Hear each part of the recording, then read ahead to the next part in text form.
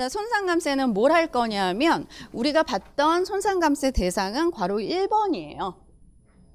수입신고 했는데 수리가 되기 전에 변질 손상이 됐기 때문에 그 부분에 대해서 깎아주는 거죠. 왜 그럴까? 왜?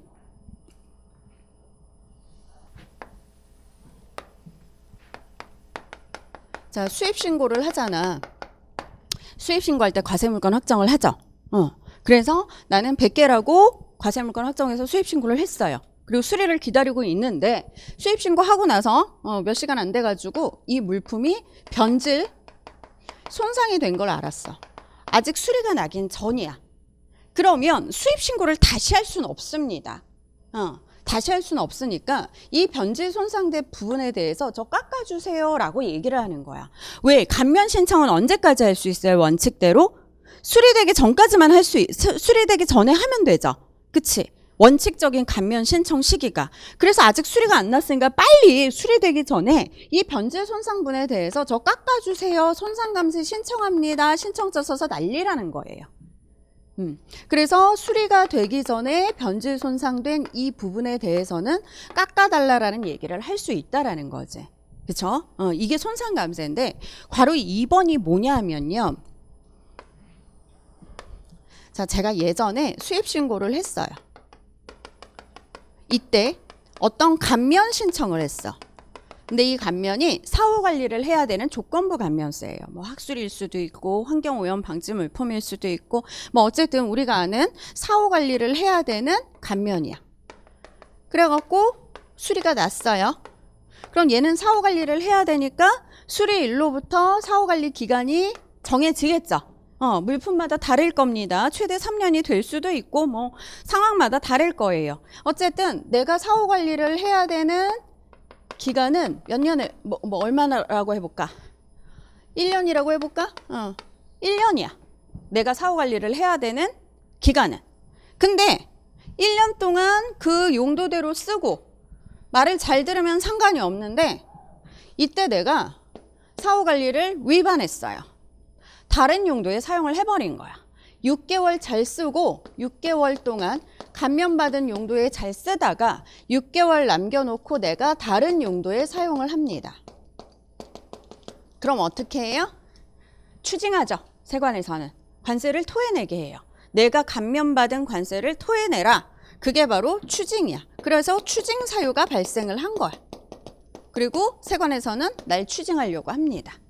근데 봐봐. 이때 감면받은 금액이 1,000만 원이야. 1,000만 원을 내가 감면을 받았어요. 추징을 한대. 세관에서. 1,000만 원 내놔. 이렇게 얘기를 하는 거야. 나 좀 억울하지 않아요? 왜? 나 이 6개월 동안은 제대로 썼거든. 근데 1,000만 원을 온전히 토해내라니. 그건 좀 억울하다는 얘기지. 그래서 이 추징 금액을 계산할 때 어떻게 계산을 하냐? 손상감세에 공식을 적용을 해가지고 그걸 깎아줘요. 빼주는 거지. 그 금액을 추징을 할 거예요. 그게 괄호 2번입니다. 우리가 이걸 안 했던 이유가 이때는 사후관리가 뭔지도 모르는 상태에서 이걸 할 수가 없었어. 그래서 괄호 2번 다시 한번 가볼게요. 감면을 받았어. 근데 사후관리 뭔가 문제가 생겨서 추징을 하겠대. 그럼 전액 추징을 하는 게 아니라 어떻게 한다? 지금 내가 제대로 사용한 기간이 있을 거 아니에요. 감면받은 용도에 사용한 기간이 있을 거 아니야. 그 감면받은 용도에 사용한 기간 동안 물품이 변질 손상이 됐을 거란 말이에요. 그 부분을 계산해서 추징을 하라는 얘기예요. 그 부분을 계산을 할 때 어떻게 손상감세 적용식 있죠. 우리 3번에 나오는 경감액. 그 경감액씩 둘 중 많은 금액으로 계산을 해가지고 그걸 경감을 해줄 거야. 추징 금액에서 빼주겠다는 겁니다. 요 괄호 2번이 그거예요. 여러분한테 얼마를 경감을 해서 추징을 하냐 계산해내라 이런 문제는 절대 안 내요.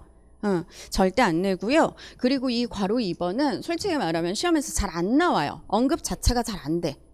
2차에서도 별로 언급이 안 되는 그런 부분이에요. 사실 손상감세라고 하면 거의 대부분 두 개의 대상이 있는 거를 모르는 경우도 많아. 하나만 알고 있어. 저 수입신고 했는데 수입신고 수리 전에 변전소는 우리가 너무나 많이 보거든. 그래서 요거는 잘 안 나와요. 안 나오는데 있다는 거 정도만 알고 계세요. 아, 사후관리 잘못해서 관세 추징을 할 때도 손상감세식을 적용을 해가지고 그걸 빼고 추징을 하는구나. 그렇게 보시면 됩니다. 괜히 사후관리까지 일부러 끌고 가서 연결시키실 필요는 없어요. 사후관리할 때도 2차 가서도 사후관리에서 추징당할 때 추징 금액을 계산하세요 라고 여러분한테 말하진 않을 거니까. 그래서 이렇게 금액 계산만 한다 정도만 아시겠죠? 자, 그래서 손상감세 조금 더 보충을 했습니다.